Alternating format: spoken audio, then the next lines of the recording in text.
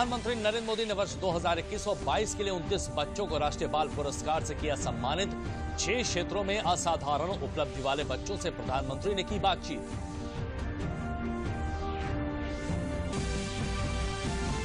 उत्तर प्रदेश राज्य का स्थापना दिवस आज मनाया गया। राज्यपाल आनंदीबेन पटेल और मुख्यमंत्री योगी आदित्यनाथ ने प्रदेशवासियों को दी शुभकामनाएं।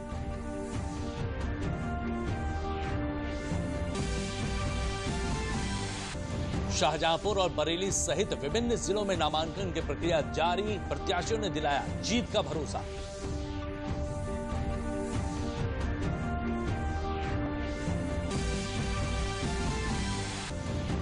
आदर्श आचार संहिता को सुनिश्चित कराने के लिए पुलिस, आयकर और अन्य विभाग कर रहे हैं तेजी से कार्रवाई।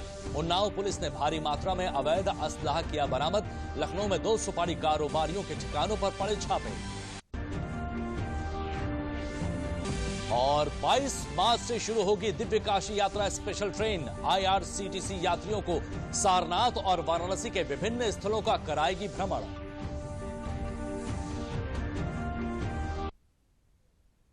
नमस्कार, मैं हूं विजय श्रीवास्तव और अब समाचार विस्तार से।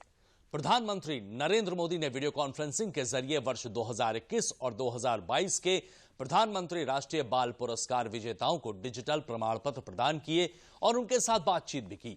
उन्हें बधाई दी और भविष्य की शुभकामनाएं देते हुए कहा कि बच्चे ही भविष्य को मजबूत नींव हैं। उन्होंने कहा कि बड़े काम करने के लिए उम्र कोई मायने नहीं रखती है।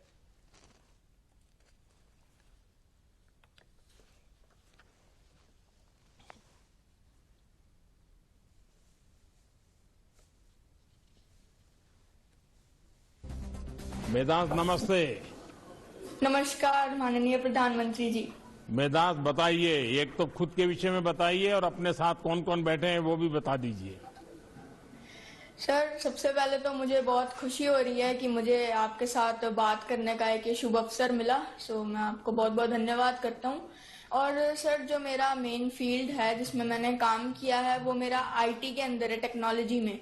तो मैंने उसमें काफ़ी प्रोजेक्ट्स बनाए हैं एंड जो मैंने अपना मेन वर्क किया है वो मैंने कोरोना टाइम के अंदर किया है। बिकॉज लोग काफ़ी पैनिक क्रिएट कर रहे थे कि लोगों को पता नहीं था कोरोना क्या होता है। तो उसके लिए मैंने अपने फील्ड के अंदर दायरे में रहकर मैंने लोगों के लिए एक ऑनलाइन पोर्टल लॉन्च किया जिसके अंदर लोगों को सारी जानकारी मिलती थी कोरोना के लिए। एंड उसके साथ मैंने एक हेल्पलाइन नंबर जारी किया जिस पर कितने लोग जुड़े थे तुम्हारे साथ? सर, इसके अंदर काफी लोग जुड़े थे ऑल ओवर इंडिया से, अलग अलग राज्यों से। अच्छा, अपनी पढ़ाई पूरी करने के बाद आप नौकरी करना चाहेंगे या कोई स्टार्टअप वगैरह शुरू करेंगे?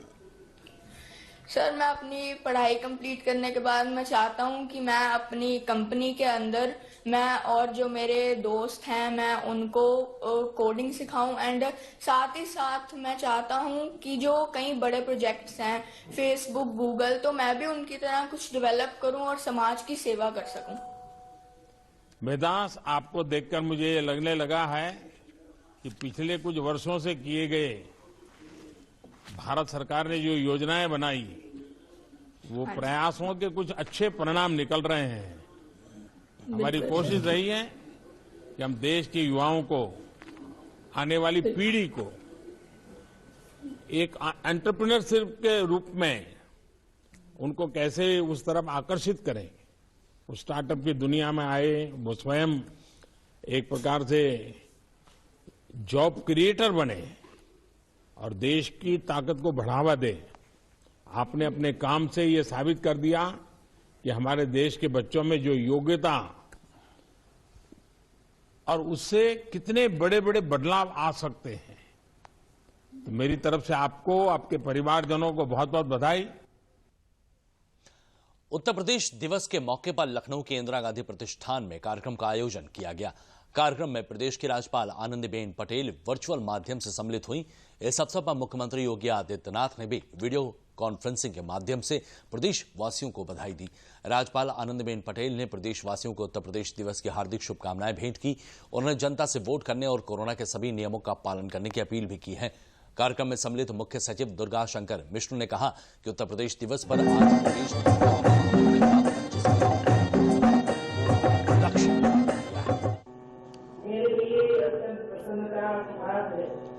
आज मुझे उत्तर प्रदेश स्थापना दिवस पर आयोजित इस कार्यक्रम में संवाद करने का अवसर प्राप्त हुआ है। मैं आप सभी को उत्तर प्रदेश दिवस की हार्दिक शुभकामनाएं देती हूँ। इसके साथ ही मैं यहाँ आए हुए सभी कलाकारों का अभिनंदन एवं स्वागत भी करती हूँ। इस वर्ष उत्तर प्रदेश दिवस की थीम आजादी का अमृत महोत्सव एवं चौरी चौरा शताब्दी महोत्सव दी गई, जो आज प्रासंगिक भी है। आजादी के अमृत महोत्सव के अंतर्गत आयोजित इस कार्यक्रम में मैं उन महान देशभक्तों को नमन करते हुए अपनी श्रद्धांजलि अर्पित करती हूँ। हमारे प्रदेश का स्थापना दिवस है। 25 जनवरी 1950 को उत्तर प्रदेश का एक नोटिफिकेशन के माध्यम से पहले बार गठन हुआ था।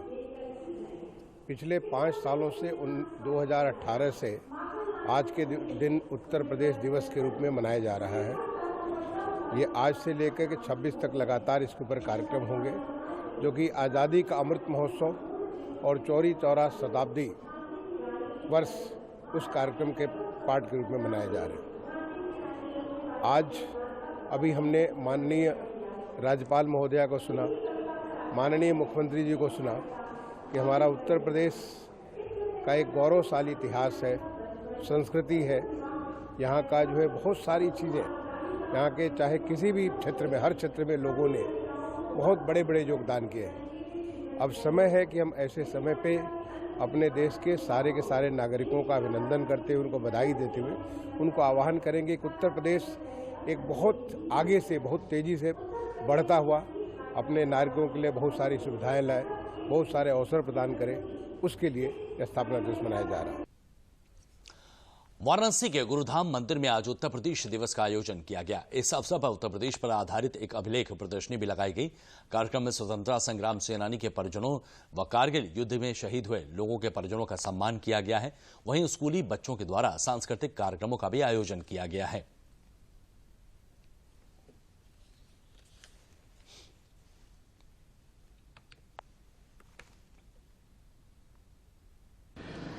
जैसा आप अवगत ही हैं कि आज 24 जनवरी है और उत्तर प्रदेश का गठन 24 जनवरी 1950 को हुआ था। तो उसी उपलक्ष्य में विगत 2018 से हर 24 जनवरी को उत्तर प्रदेश दिवस का आयोजन किया जाता है। इस बार चूंकि कोरोना की विभीषिका है और उत्तर प्रदेश में विधानसभा का चुनाव है, तो आदर्श आचार संहिता भी लागू है।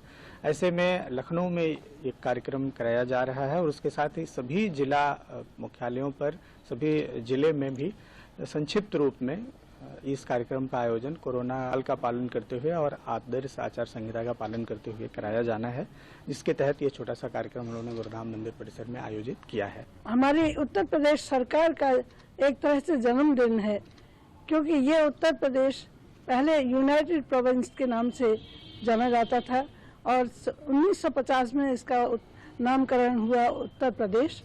और आज की तारीख में विभाजन के बाद उत्तर प्रदेश, उत्तराखंड अलग हो गया और उत्तर प्रदेश बचा। और आज के जो हमारे नायक हैं, उनके सिद्धांतों के अनुसार, उनके उत्कांक्षा के अनुसार ये उत्तम प्रदेश बनेगा, ऐसा हम लोगों को विश्वास ही होना चाहिए। 25 जनवरी को राष्ट्रीय मतदाता दिवस के रूप में मनाया जाएगा। मुख्य निर्वाचन आयुक्त सुनील चंद्रा ने मतदाताओं को इस अवसर पर खास संदेश दिया है। हाल ही में गोवा, मणिपुर, पंजाब, उत्तराखंड और उत्तर प्रदेश की विधानसभाओं के आम चुनावों की घोषणा की गई है। ये चुनाव 690 विधानसभा क्षेत्रों में करवाए जाएंगे। इनमें 18.5 करोड़ से अधिक मतदाताओं तक पहुंचने के लिए 2 लाख से अधिक मतदान केंद्र स्थापित किए जाएंगे। हम इन राज्यों के 25 लाख नए मतदाताओं का स्वागत करने के लिए भी उत्सुक हैं, जो पहली बार अपना वोट डालेंगे। लगातार बदलती स्थितियों को ध्यान में रखकर आयोग ने सभी राजनीतिक दलों और उम्मीदवारों के लिए कड़े दिशा निर्देश जारी किए हैं। हमने चुनाव वाले राज्यों में टीकाकरण की रफ्तार बढ़ाने पर भी जोर दिया है। इन आम चुनावों को पूरी तरह से कोविड सुरक्षित बनाने के लिए सभी प्रबंध किए जाएंगे। मैं इस अवसर पर चुनाव वाले 5 राज्यों के मतदाताओं का स्वागत करते हुए उनसे आग्रह करता हूं कि वे इन चुनावों में हमेशा की भांति पूरे जोश एवं उत्साह के साथ भाग लें। भारत निर्वाचन आयोग के लिए मतदाता सच्चे नायक और आइकन हैं। मतदान केंद्र पर आपकी उपस्थिति लोकतंत्र को मजबूत करने के साथ ही देश को गौरवान्वित भी करती है। मैं राष्ट्रीय मतदाता दिवस के अवसर पर पुनः देश के प्रत्येक नागरिक को हार्दिक बधाई एवं शुभकामनाएं देता हूं। जय हिंद। केंद्रीय स्वास्थ्य मंत्री मनसुख मांडविया ने सीजीएचएस वेबसाइट का उद्घाटन किया है और मोबाइल ऐप भी जारी किया है। इस वेबसाइट से सीजीएचएस के लाभार्थियों को काफी फायदा मिलेगा। लाभार्थियों को इसके जरिए ऑनलाइन सेवाएं मिल सकेंगी। जो लोग पढ़ नहीं सकते उनको सुनने की भी व्यवस्था है। बिना लॉगिन किए भी लाभार्थी इसका लाभ उठा सकते हैं। सीजीएचएस की हर नई जानकारी आपके मोबाइल ऐप पर मिल सकती है। सीजीएचएस के तहत 40 लाख लाभार्थी हैं और देश के 75 शहरों में 450 सीजीएचएस सेंटर हैं। इसके मौके पर स्वास्थ्य मंत्री ने कहा कि समय के साथ बदलाव और तालमेल कर सरकार ने सीजीएचएस की सुविधाओं को बढ़ाया है। लखनऊ में आज कांग्रेस कार्यालय में कांग्रेस नेता नसीमुद्दीन सिद्दीकी ने एक प्रेस कॉन्फ्रेंस को संबोधित किया। उन्होंने कहा कि जो लोग आचार संहिता की धज्जियां उड़ा रहे हैं उनके खिलाफ कोई कार्रवाई नहीं की जा रही है। मीडिया को इस पर सवाल उठाना चाहिए। राष्ट्रीय अल्पसंख्यक आरक्षण मोर्चा विधानसभा चुनाव 2022 में कांग्रेस को समर्थन देगी। मोर्चा अध्यक्ष परवेज सिद्दीकी ने कहा कि भाजपा की सरकार में पश्चिम उत्तर प्रदेश में लोगों को पलायन करना पड़ा और अखिलेश यादव की सरकार में दंगे हुए थे। इन सभी को ध्यान में रखते हुए संविधान को बचाने के लिए लड़ाई उनकी पार्टी कांग्रेस के साथ मिलकर चुनाव लड़ेगी।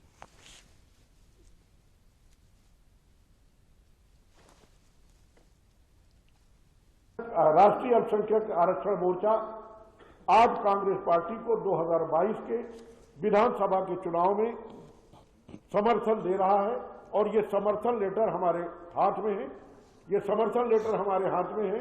ये जो बूंद बूंद इकट्ठा होकर के जो एक सागर बन रहा है, हम लोग 2022 में जो चुनाव होना है अभी बल्कि चल रहा है, इसमें कांग्रेस पार्टी प्रियंका गांधी वाड्रा जी के नेतृत्व में चुनाव लड़ करके राहुल गांधी जी के निर्देश पर, श्रीमती सोनिया गांधी जी के निर्देश पर कांग्रेस पार्टी चौंकाने वाला रिजल्ट देगी। ये जो कांग्रेस आप देख रहे हैं, ये कांग्रेस महात्मा गांधी वाली कांग्रेस है। नई ऊर्जा है, नई शक्ति है, नए दिमाग जुड़ रहे हैं, मजबूती से काम कर रहे हैं। समाजवादी पार्टी से गठबंधन न होने के बाद आजाद समाज पार्टी के प्रमुख चंद्रशेखर अब अन्य दलों के साथ मिलकर चुनाव मैदान में उतरेंगे। चंद्रशेखर ने लखनऊ में आयोजित प्रेस वार्ता में कहा कि हमारा गठबंधन अनुसूचित जाति, अनुसूचित जनजाति और अल्पसंख्यक से जुड़े लोगों का गठबंधन होगा। पिछली सरकारों ने आम आदमी को ठगा है। उन्होंने कहा है कि हमारा गठबंधन 2024 में भी चुनाव लड़ेगा।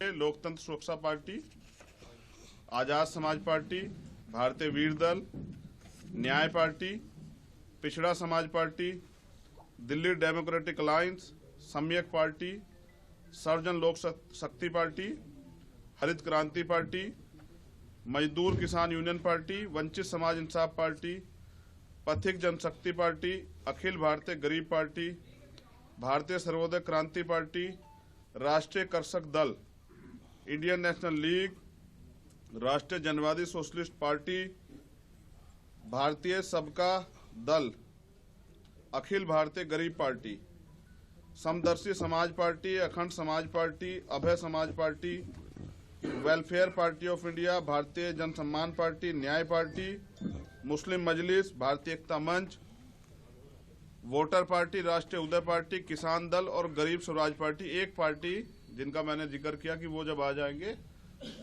तभी मैं उनकी बात आप लोगों के बीच में रखूंगा। तो ये हमारा दल है, ये हमारा संयुक्त मोर्चा है जिसके जरिए हम उत्तर प्रदेश में विकल्प देंगे।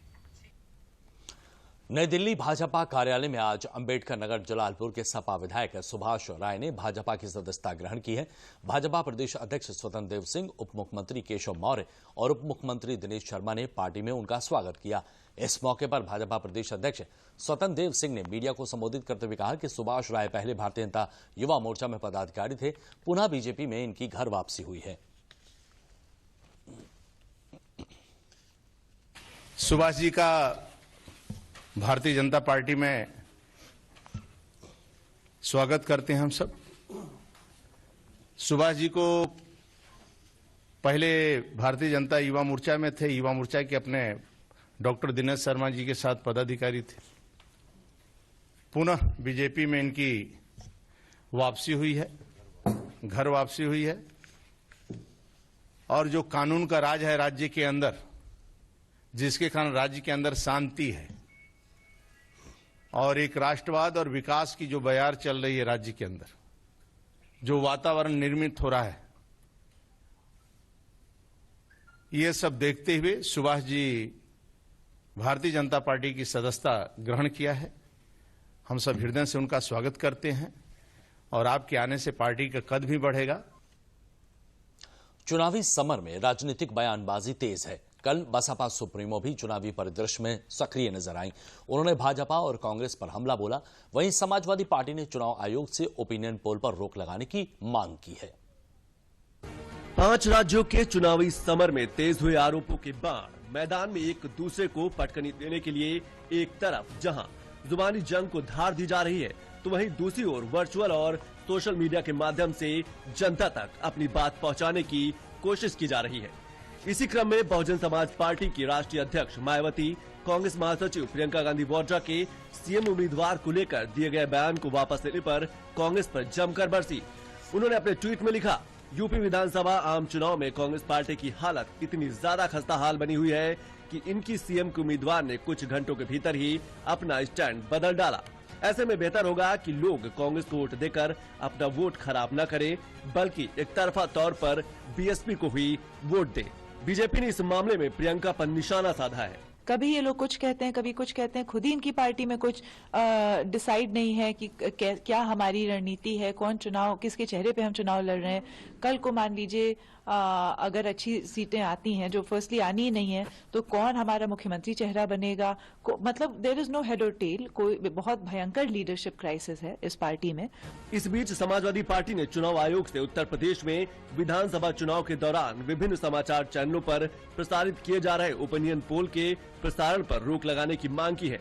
सपा के प्रदेश अध्यक्ष नरेश उत्तम ने रविवार को मुख्य चुनाव आयुक्त को पत्र लिखकर कहा है कि उत्तर प्रदेश में चुनाव आचार संहिता लागू होने के बाद इस तरह के ओपिनियन पोल का प्रसारण किया जाना आचार संहिता का खुला उल्लंघन है। बीजेपी के आगरा के फतेहाबाद विधायक रहे जितेंद्र वर्मा ने पार्टी से इस्तीफा दे दिया है। उन्होंने सपा का दामन थाम लिया है। बहरहाल हर पार्टी चुनावी मैदान में ताल ठोकने के साथ साथ जीत का दावा भी